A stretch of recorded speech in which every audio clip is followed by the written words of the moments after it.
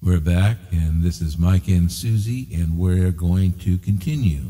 It is now 1983, and we are still living in that cottage.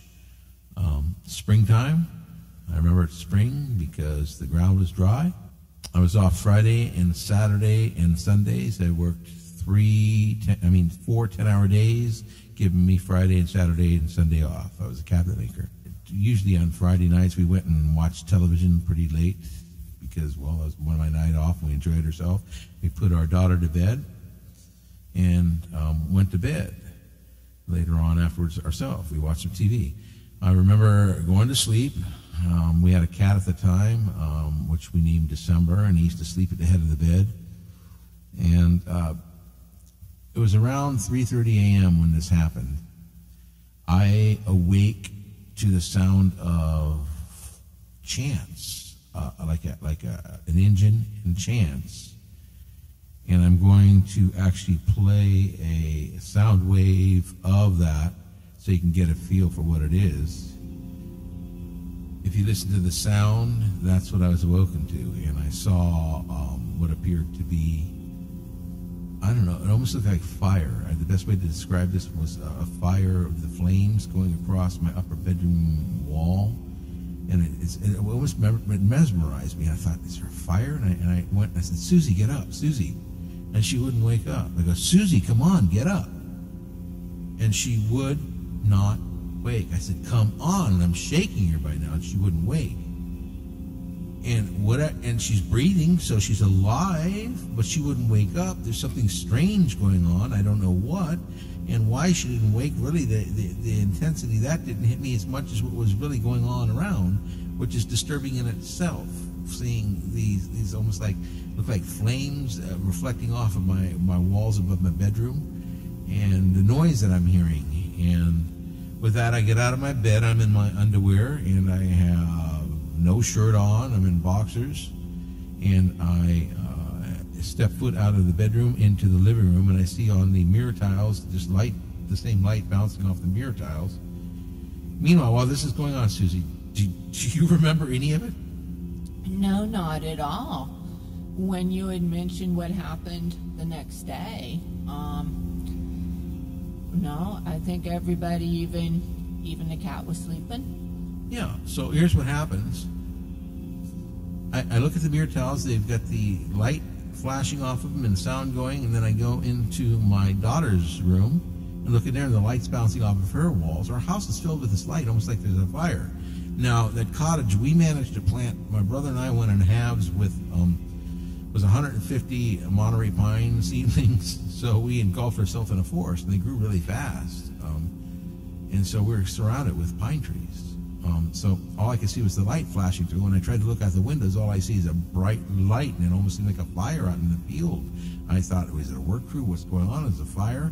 So I remember going. It's like the sound was drawing me to it, and I couldn't wake my daughter. The cat was out, down for the count, like Susie says. Everything was just down for the count, and I head to the front door, and we had two slide bolts on the door, and I slid two of them off, and I unlocked the door, and I remember leaving the door open. As I walked out of the house, I stepped off. The first thing I do is I look out the porch, and I see it looks like our field is orange. It's like it's glowing.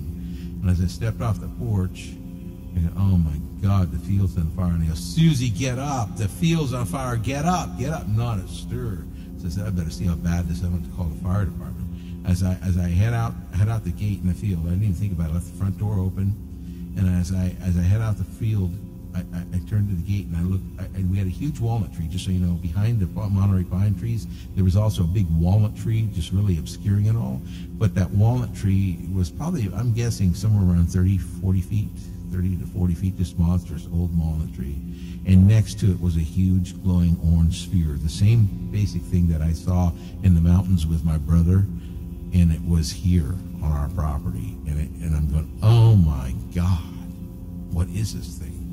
And I'm sitting there staring at it, mesmerized. It's hovering about 3 feet off the ground, and the thing is just perfectly round, and it almost looks like a ball of glowing fire. It was a sphere. It wasn't a flying saucer. It looked like a ball of fire. And it's just sitting there going, and I'm going, oh my God, what is this thing? And with that, my brother's house was right behind me. And I remember turning around and going, Ron, get out of here. It's a thing from the mountains. It's here. It's here. And with that, all of a sudden, I hear, and I look up, I turn around, and I see this ball of fire get brighter. And as it gets brighter, 3 beings appear before it. I go, oh my God. And I'm frozen in my spot. I could not move. All I could do is glance over and see our front door still open to the house. I'm standing in the field. I can see the front door from where I'm standing as I look to the right a little bit with my eyes. And I see these 3 beings. There's 2 little gray beings on either side of this one tall, looked like a humanoid-looking being. The grays were dressed in all black. They had, it looked like almost like a lake lycra type of, I don't know if it's lycra or not, but it looked like a lycra fly suit, all black. And their feet were covered, but I could see their hands. I could see that they were gray, and the skin was very like a translucent gray. It wasn't really gray. I don't know if you've ever seen dolphins, but that's the best way I can describe it. It looked like the skin of a dolphin on a belly of a dolphin, that grayish, bluish color. And they're standing in front of this orb, and the being in the middle had more of our color skin, except a little more whiter than us, and it was very tall. It was probably about 7 to 8 feet tall, very well built but slender. The 2 gray beings were probably about 3.5 to 4.5 feet tall, no taller than that, I'm sure. They were on either side of this being, and the being in the center, which was humanoid, had the same thing. It had 2 arms, hands, and feet, and it was wearing a black. It wasn't lycra though. It was more like a what do you call? A loose-fitting type of jumpsuit type of thing. It was very loose-fitting and gathered at the center. And where the grays had more of a tight, form-fitting type of suit on, they had something that looked almost resembled like slippers on their feet. I guess they were shoes, but they resembled slippers. All of them, every one of them, had 4 digits on their fingers. That much I could tell. And I remember just staring at them, and they were staring at me. And I wanted to go back in the house, and I feel I made a big mistake going out. But I couldn't get back in the house. There was no way I was getting back in the house. I was frozen there. Whatever it was had me in some sort of trance, and I was completely frozen solid in my spot. So right then, I felt myself passing out, and I really did. I went unconscious. As I go unconscious, I feel myself start falling. And right as I started falling, all of a sudden, I wake up in my bed, and it's like 8 o'clock in the morning. Okay? Now, I've gone from 3:30 in the morning to 8 o'clock, and I'm on my bed. And as I wake up, I hear dishes in the kitchen. I hear my daughter watching cartoons out there, and I go, what the hell? And I'm just shaking my head, like, what happened? The door, which I remember being open, as I got up, I get up, I've got my bathrobe on, and I look at the front door, and it's locked, and the slide bolts are on it. And I asked Suzie, the first thing I asked, I said, did you put the slide bolts on the door? She said, no, you did before we went to bed. I go, oh, that's right. I said, I didn't remember if I did. She says, you did before you went to bed. And I go, that's odd. I'm thinking to myself, and I'm just sitting there kind of spaced out. And she hands me a cup of coffee, and my daughter's sitting on the couch. I sit next to her as she's watching her cartoons. And Suzie looks at me and says, is there something wrong? And I go, you remember this conversation, Suzie? I do, of course. You were acting real spacey, like, I don't know. It was just very odd. You came out and you were asking me about the door, and oh golly, you told me. No, let me and then afterwards, you asked if there's something wrong. And then yes. you kept saying, I don't know. And then you said, what do you mean you don't know? You pried. You were prying like a wife would do. You were prying, saying, what's up? Well, certainly because he was acting weird. Okay, and that's okay. It's understandable. She was prying because it was acting very strange, and I knew I was. I was just out of it, like, what the heck? It's just the most spaciest feeling I'd ever had, and I wasn't drinking the night before. I rarely drink, just so you know. Exactly. I didn't drink that much at all. Seriously, when I did drink, it was an occasion. I didn't drink that much at all, and I had not been drinking the night before. We were watching TV, and I said, let me ask you a question. And we're going to recant this conversation. We're just going to go through the conversation, just the way it happened, Suzie. I said, Do you believe in aliens? Right? No, I remember you asked me if I Okay, believed now in aliens. just respond the way you responded then, because we're going to go into this right now. Okay. Do you believe in aliens? When you asked me that years ago, I had said no. I said, how come you can say no? How can you just definitively say no? Because I figured that there is certainly life out, in our universe and stuff like that, but the only reason why, we call them alien is because we had no idea what they was. Okay, what if I told you I saw aliens? I would have said, no, you didn't see aliens. Obviously, you must have been dreaming or whatever. And I said, what if I told you I saw aliens out in our field? Yeah, it's the same thing. I thought you was dreaming or something, I said, so you don't think they could be real and be here? And out in the field, no. And then I asked you, why don't you believe in aliens per se as aliens being here on the earth? Because I don't want to think about it. And I asked you, you were raised Catholic, correct? Yes. Okay, and then I said to you, okay, you're raised Catholic. Mm-hmm. The Bible speaks of these beings, these angels, coming to and from earth. What do you think these angels are? I said, what's your depiction of an angel? What do you think it is? Well, angels, as depicted in the Bible, are spirits, and like they don't have a body.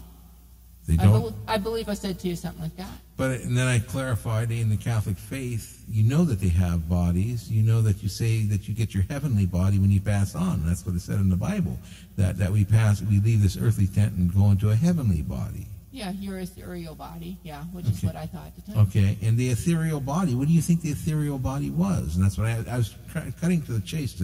What do you think this body looks like? Mm-hmm. And I really couldn't answer the question. I said, do you think it looks like these babies that they're depicting angels look like, with wings on their back, and they fly around naked? And yeah, anyways, I told him I didn't want to talk about it anymore. Yeah, she shut me out. She just basically said, I don't want to discuss this any further. Yeah, and so right. I just let it go. And at the time of her life, she really did not want to discuss it. I thought he was cracking up. And what was the problem? Why couldn't you believe in aliens back then? Why don't you tell me why you couldn't? You've changed your whole perception now in life. What would be different back then, why you couldn't have believed in aliens back then? Because I thought it was nutty. I mean, I thought that, considering we were, like, married and parents and all that, it just wouldn't be a good thing to do. And you thought they might take our kid away or something like that, if they thought we're nuts or something like that, right? Well, yeah, of course. That's what you basically Certainly. told me later in life, is that Yes. the reason Yes, you I were the have. way you were is because we had a daughter at the time, and if people thought that we were both insane, they're going to come take our children, and that would be it. And it's an honest fear. Honey, I mean, the government did experiments on people for a very long time. Think of your aunt. Yeah, my Aunt Sorella actually went through electric Sorella, shock. that's right. My Aunt Sorella went through electric shock therapy over this, because she had visions and had been taken by aliens. And my grandmother told me when I lived with her, she said, because I talked about this with my grandma, she said, don't ever speak of this again, Michael. She says, I'm telling you right now. She says, my sister, she says she got locked up and they gave her electric shock treatment for talking about the very same thing you're speaking of.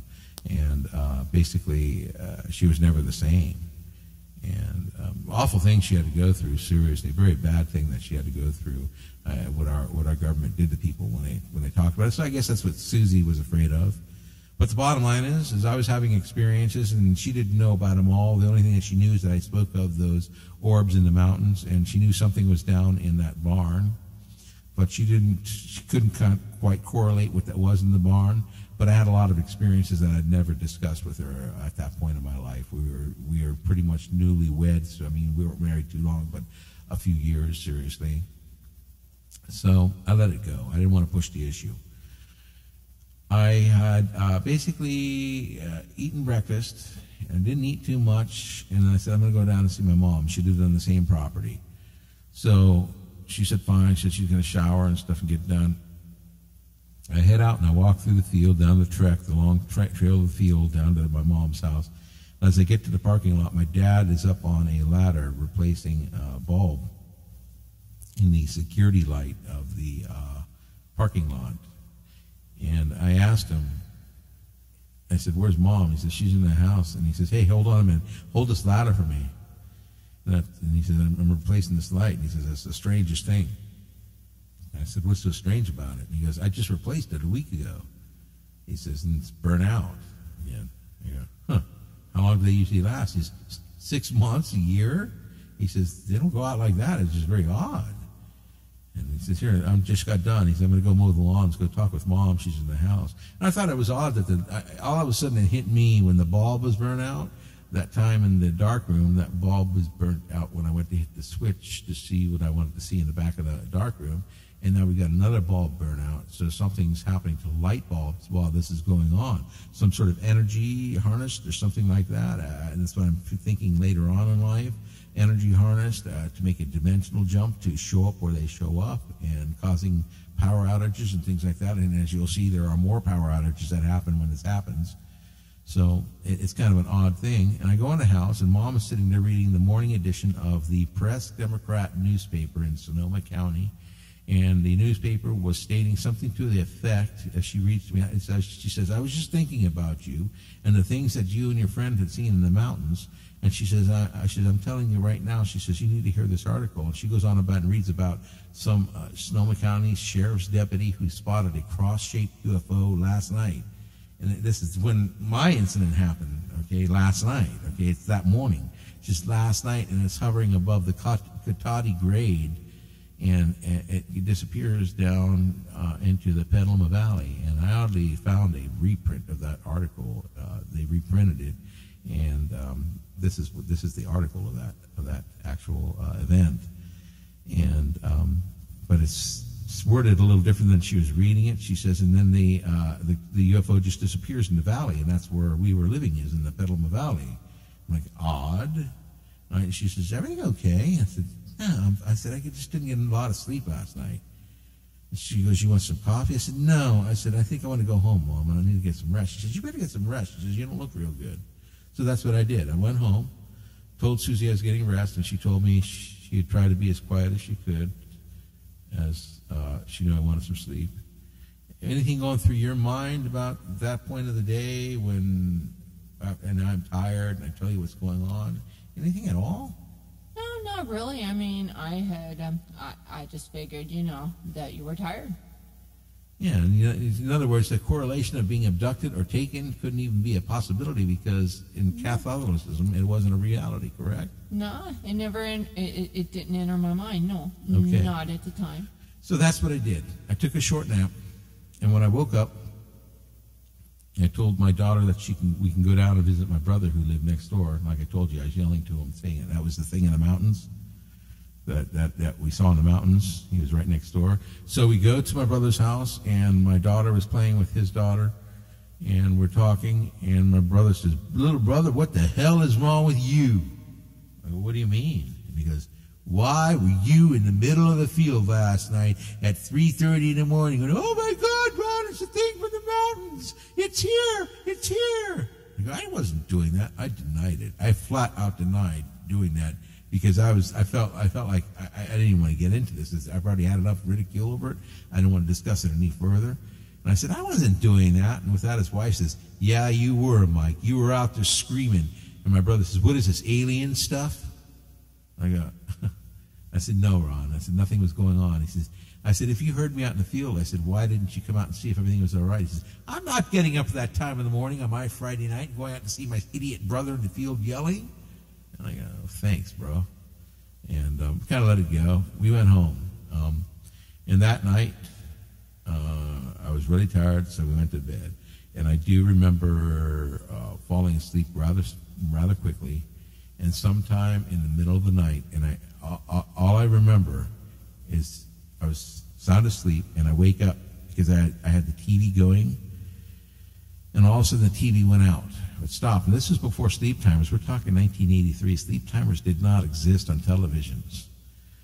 So the TV stopped, and sometime in the morning, and I go to check it, see what's going on, And Susie says, go to sleep. I said, the TV's not working. She goes, go to sleep. Don't worry about it. I said, I can't. I said, I got to figure out what's going on. I hit the knob, and the knob was already on.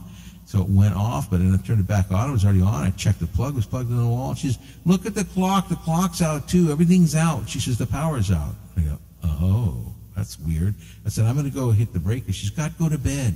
She says, go to bed. You need sleep. Go to sleep. Do you remember that, Susie? I do, absolutely, because the TV just, evidently it just went off. You're telling me to get in bed, huh? I was, absolutely. I mean, because if you're going to sleep, why do you need TV on? And she couldn't stand the TV on, to be honest. She said it kept her awake, but she'd be snoring. But yet she'd be snoring. Yeah, okay. but that's the truth. I needed the noise because of things that were happening, and I wanted my mind drowned it by stuff on senseless noise from a TV. So I said, I'm going to go check the breaker, and whatever. She passed right back out immediately. I went out there, and I looked at the breaker box in the kitchen, and everything was on. I go, oh, great. And I stand at the kitchen window, and I get a drink of water, and I look out, and I look down the road, across the road, because we were up on a hill. I could see a little bit on the other side of the house, not the side where the craft was, or the sphere, but I could see on the other side because there was less trees in between us and the road. And I could see the street lights on out there, and I could see the neighbors had an outdoor light on.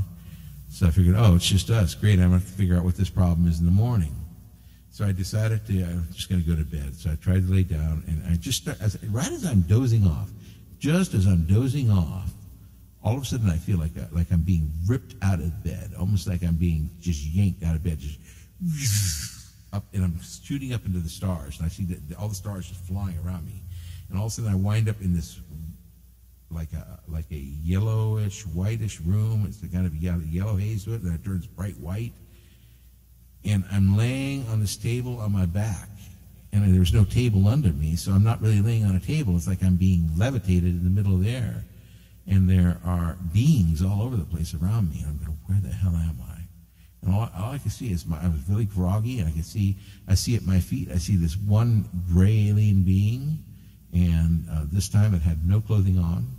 It didn't have any suit, no black jumpsuits, no acrylic suits or anything. Then I see another gray being, two of them actually, one on my left and one on my right by my head. Then I see a humanoid-looking being, and he's off to my left behind the gray being at my feet. Then I look to my right, and I look over, and I see some little blue beings, and they're little short blue beings there. I don't know, they must have been 2.5 feet. There was two of them. And one of them was holding a baby. It looked like a baby blue being, little short, they're blue. And those actually were wearing clothing, and they were wearing the same type of hooded garment that I saw as a kid in that atrium. And they're holding a baby there. And I'm going, that's odd.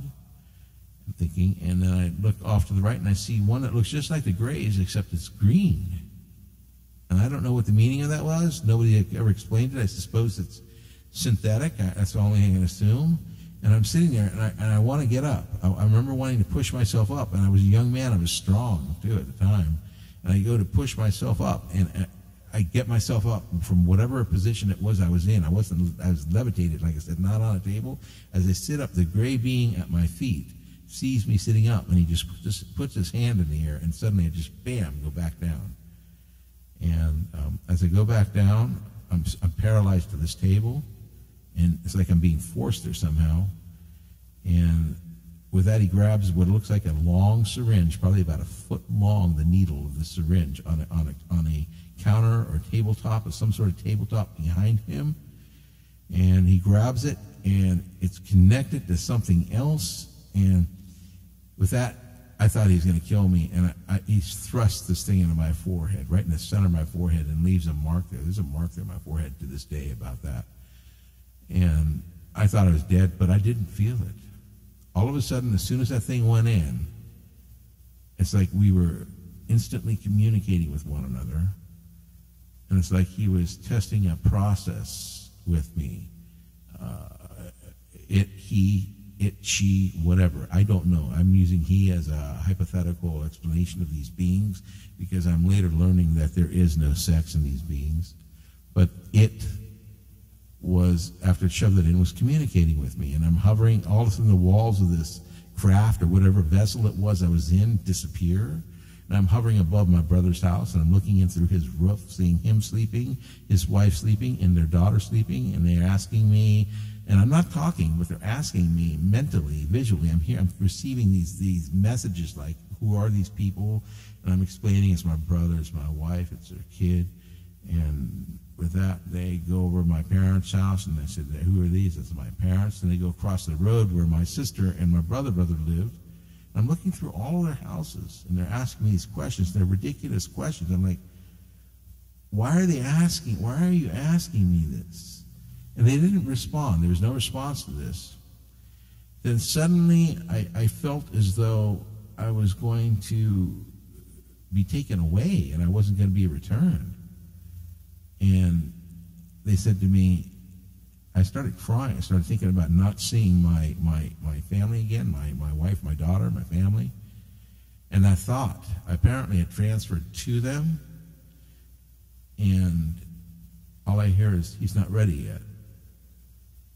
And then I didn't hear it, but that's what was sent, he's not ready yet. And all of a sudden I felt like I was falling, falling from a tall building, like skydiving or whatever. And it was very fast, and I landed in my bed through my roof. I don't know how this is possible. Doesn't even seem like it's theoretically even possible, but I landed into my bed through my roof and everything. With that, I immediately stood up. I'm in a cold sweat. And do you remember that moment when I sat up in a cold sweat and I went, oh my God? Yeah, no, Michael had woken up and is just like all shaky and everything. So I figured he just had a bad dream.